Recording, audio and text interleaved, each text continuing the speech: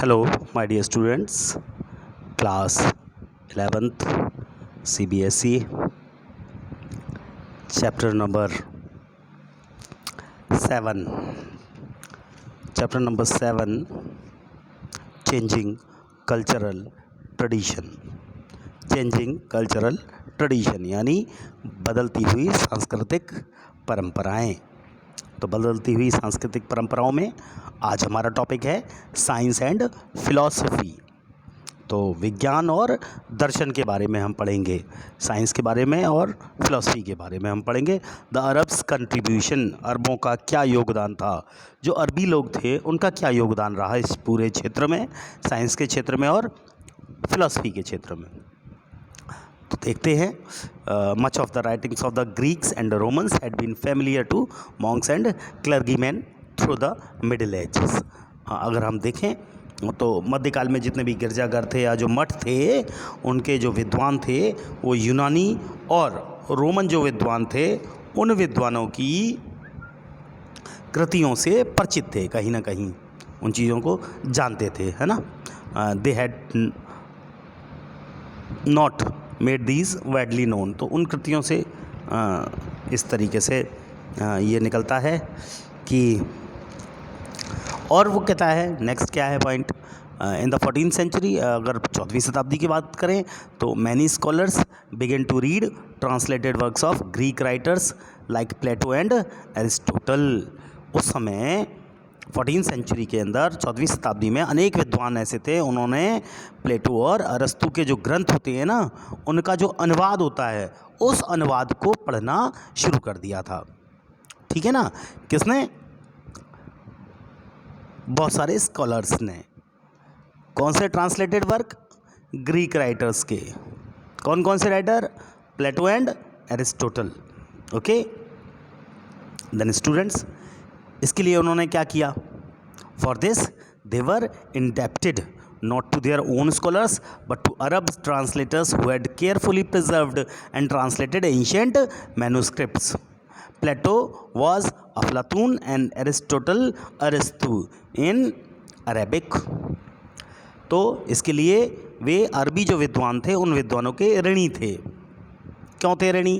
क्योंकि भाई उन्होंने दिया ना ये सब, क्योंकि उन्होंने अतीत की जो पांडुलिपियाँ थीं उनको क्या किया? संरक्षित किया, सुरक्षा करके रखा, केयरफुली प्रिजर्व्ड किया और ट्रांसलेट किया उसे, उसका अनुवाद किया उन्होंने उन मैन्युस्क्रिप्ट्स का, एंशिएंट मैन्युस्क्रिप्ट्स का। प्लेटो को अरबी भाषा में अफलातून कहा जाता है। क्या कहते हैं? अफलातून।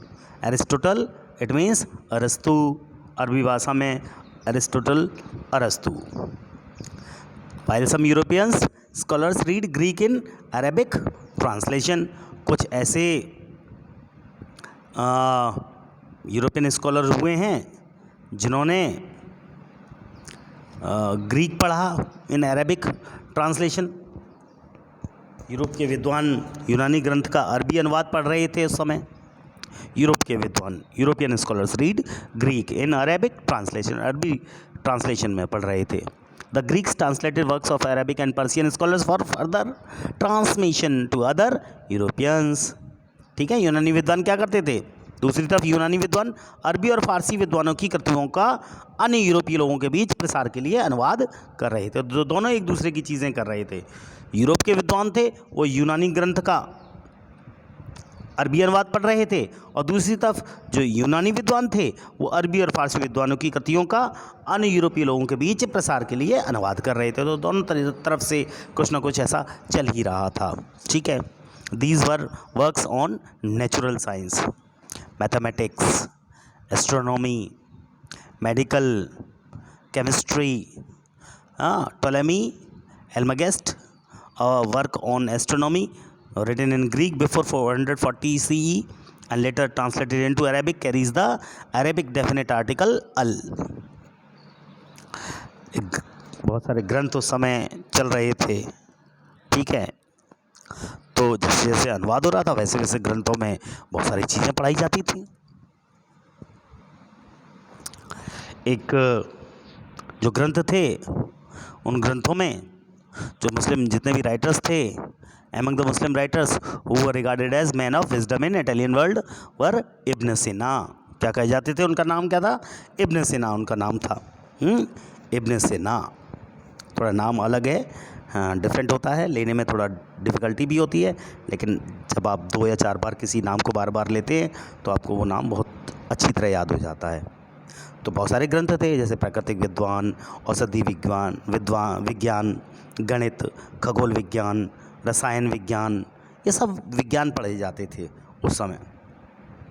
मुसलमान जो लेखक थे उनको ज्ञानी माना जाता था, है ना? बताया ना, among the Muslim writers who were regarded as man of wisdom, ज्ञानी माना जाता था, है ना? तो इब्न सीना 980 से लेकर 1037 तक हुए हैं। An Arab physician and philosopher of Bukhara in Central Asia. And Al Razi, एक और व्यक्ति थे जिनका क्या नाम था? अल राजी। स्पेन के दार्शनिक थे इब्न रुश्द, ठीक है, इब्न रुश्द। तो इस टाइप के कुछ लोग हुए हैं। Author of a medical encyclopaedia Ibn Rushd 1126 से लेकर 98 तक। An Arab philosopher of Spain के तो उन्होंने दार्शनिक ज्ञान और धार्मिक विश्वासों के बीच चल रहे जितने भी तनाव थे उनको सुलझाने की कोशिश की उन्होंने। तो बहुत सारी परेशानियों को दूर करने की कोशिश की। तो इस तरीके से कहीं ना कहीं हमें ये देखने को मिलता है कि इन लोगों ने उन सब चीज़ों के लिए प्रयास किया जो उस समय जिनकी ज़रूरत महसूस होती थी। His method was adopted by Christian thinkers. उनके जो मेथड थे वो किसने अडोप्ट किए?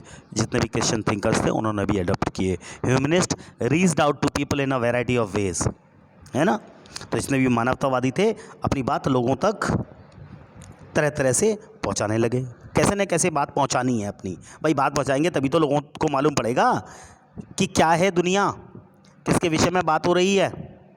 लोग पुरानी बातों में फंसे हुए थे।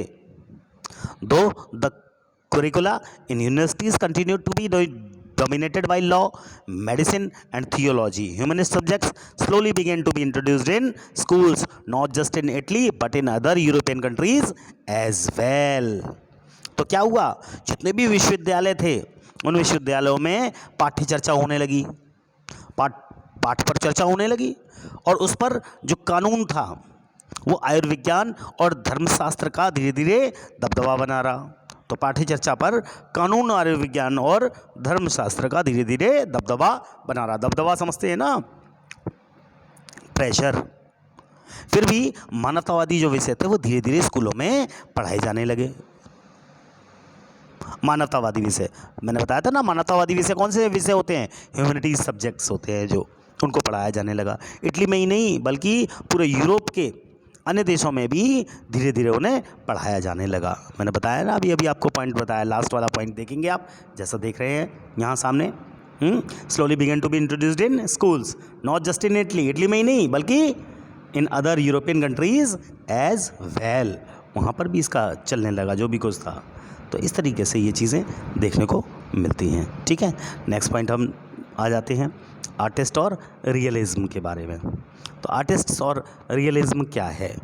कलाकार, आर्टिस्ट मीन्स कलाकार, और रियलिज्म मीन्स ऐसी चीज़ें जो बिल्कुल रियल दिखाई देती हों, एकदम ऐसी दिखाई देती हूँ कि वास्तव, अरे ये तो सामने आदमी खड़ा हुआ है, अच्छा अंगूर की बेल है, पर जब पास में जाते हैं और देखते हैं, टच करते हैं, नहीं यार ये आदमी तो नहीं है, ये तो मूर्ति है, अरे ये अंगूर की बेल तो नहीं है, ये तो कलाकारी है, किसी ने बहुत अच्छे बनाए हैं। ऐसी कलाकारी आपको अगर भारत में कभी देखनी है तो आप माउंट आबू जाएं, वहाँ जैन मंदिर है, दिलवाड़ा के जैन मंदिर, आप वहाँ जब देखेंगे उन जैन मंदिरों में तो आपको कलाकारी वो देखने को मिलेगी कि आप चकित रह जाएंगे। तो कभी आपका मौका लगे तो आप अवश्य जाएं स्टूडेंट्स उन जगहों पर और देखें। तो हम बात करते हैं आर्टिस्ट और रियलिज्म के बारे में। Formal education was not the only way through which humanists shaped the minds of their age. जो मानवतावादी लोग थे उन्होंने अपने विचारों को फैलाने में सिर्फ शिक्षा का ही नहीं बल्कि और किस किस का योगदान दिया? उन्होंने कला, वास्तुकला, इन सभी ग्रंथों का यूज़ किया उन्होंने। Art, architecture, books wonderfully effective in transmitting humanist ideas. तो दिमाग में किसी के अगर कुछ बैठाना है ना, तो इससे अच्छा तो कुछ हो ही नहीं सकता आर्ट से अच्छा, आर्किटेक्चर से अच्छा, इन सब चीज़ों से अच्छा तो कुछ हो ही नहीं सकता। तो इनके द्वारा हम कुछ नई चीज़ों को देखने की प्रेरणा मिलती है हमें, समझने की प्रेरणा मिलती है हमें, ठीक है। तो इस तरीके की चीज़ें आती हैं। तो आज जितने भी आर्टिस्ट थे वो कहीं ना कहीं जब हम इसके बारे में बात करेंगे तो हमें पता चलेगा कि जितने भी आर्टिस्ट थे were inspired by studying works of past. तो वो क्या थे, पुराने चित्रकारों से नए चित्रकारों को प्रेरणा मिलती थी, पुराने चित्रकारों से। अब नया कोई चित्रकार आएगा तो उसे तो प्रेरणा मिलेगी ना। The material remains of Roman culture were sought with as much excitement as ancient texts. तो जितने भी जो मटेरियल था, है ना, पुराने चित्रकारों से जब नए चित्रकारों को प्रेरणा मिली तो रोमन संस्कृति के जितने जो भौतिक अवशेष थे, जो रिमेन्स थे, उनकी खोज की गई। 1000 years after the fall of Rome, fragments of art were discovered in the ruins of ancient Rome and other deserted cities. Roman साम्राज्य के पतन के कितने साल बाद, 1000 साल बाद भी उसके अगर खंडरों को देखा जाए, रोम साम्राज्य के खंडरों को, तो उन खंडरों से कलात्मक वस्तुएं मिली हैं। आज भी अगर हम खोदें तो वहाँ हमें कलात्मक वस्तुएं मिल जाती हैं। Their admiration for the figures of perfectly proportioned men and women sculpted so many centuries ago made Italian sculptors want to continue that tradition. Roman साम्राज्य के में देखें तो वो ये कहते हैं कि इन 1416 में, कब, 1416 में क्या हुआ, दोनातिल्लो नामक एक व्यक्ति थे जिनका 1386 से लेकर 1466 तक उनका कार्यकाल था, समय था। Broke new ground with his life like statues. तो दोनातिल्लो ने कैसे चित्र बनाए, सजीव चित्र बनाए। ऐसा लगता है जैसे वास्तव में ही कोई व्यक्ति बैठा हुआ है सामने। आपको ये चित्र दिखाता हूँ, आपको एहसास होगा इस चित्र को देखकर कि किस प्रकार का ये चित्र था। चलिए देखिए, अब आप और समझिए किस तरीके से ये चित्र है और इस चित्र में भाव जो देखने को मिलते हैं। औरत के चेहरे पर एक बूढ़ा व्यक्ति लेटा हुआ है या फिर कोई जवान लड़का होगा, जैसा भी है, तो ये देखने को मिलता है हमें। तो ये ऐसा चित्र लगता है जैसे सजीव है। अगर ऐसा सामने हो ना तो आपको यही लगेगा, एक बार आप जब निकलेंगे तो लगता है कोई औरत किसी व्यक्ति को अपनी गोद में लेके बैठी हुई है, ऐसा एहसास दिखाई देता है। ऐसे सजीव चित्र हुआ करते थे। तो दोनातिल्लो ने ऐसे सजीव चित्र बनाकर एक नई परंपरा कायम की और इस नई परंपरा की शुरुआत हुई। Artist concern to be accurate was helped by the works of scientist. हूबहू आकृति बनाते थे, मूल आकृति वैसी की वैसी हैं। उनको बनाने की चाह में को वैज्ञानिकों के कार्यों से भी उनको सहायता मिलना शुरू हुई। वैज्ञानिक से कैसे मिली सहायता? अब वैज्ञानिक क्या किया करते थे, वैज्ञानिक का काम थोड़ा अलग प्रकार का होता है। To study bone structures.